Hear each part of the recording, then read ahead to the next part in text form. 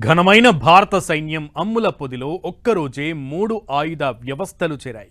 INS Surat, నీలగిరి వార్షిప్స్తో పాటు జలాంతర్గామి INS వాగ్ షీర్లను కూడా ప్రధాని మోదీ జాతికి అంకితం చేశారు.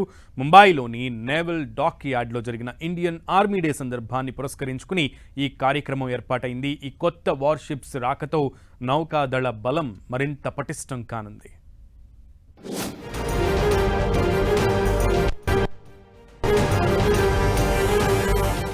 అత్యంత అధునాతన యుద్ధ నౌకలు ఐఎన్ఎస్ సూరత్, ఐఎన్ఎస్ నీలగిరి, జలాంతర్గామి ఐఎన్ఎస్ వాగ్ షీర్లు. ప్రధానమంత్రి మోదీ 2 వార్షిప్స్, 1 సబ్మెరైన్ ను జాతికి అంకితం చేశారు. ఆర్మీ డే సందర్భంగా ఈ కార్యక్రమం ఏర్పాటు కాగా ఇండియన్ నేవీ, ఆర్మీ విభాగాల్లో ఇదో మేలి అడుగుగా వర్ణించారు మోదీ. ఇప్పటికే దేశ రక్షణ రంగంలో ఉత్పత్తుల విలువ 1,25,000 కోట్లు దాటగా ఇతర దేశాలకు మన డిఫెన్స్ వెపన్స్, మిజైల్స్ ఎక్స్పోర్ట్ చేస్తున్నాం.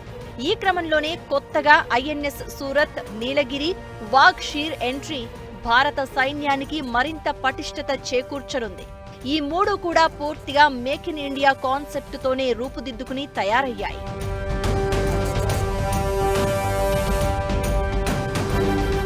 INS Surat P-15B guided missile destroyer project కింద అభివృద్ధి చేసిన వార్షిప్. ఇది ప్రపంచంలోనే హెవీ స్టెల్త్ డిస్ట్రాయర్ యుద్ధ నౌకల్లో ఇదొకటి. ఈ యుద్ధ నౌకలో అధునాతన ఆయుధ సెన్సార్ వ్యవస్థలు ఉన్నాయి. నెట్వర్క్ సెంట్రిక్ కెపాసిటీతో పనిచేస్తుంది.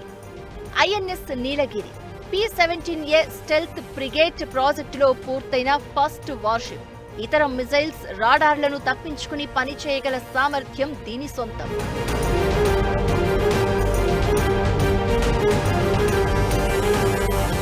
ఐఎన్ఎస్ వాగ్ షీర్ P-75 కింద డెవలప్ చేసిన లాస్ట్ సబ్ మెరైన్ ఇది.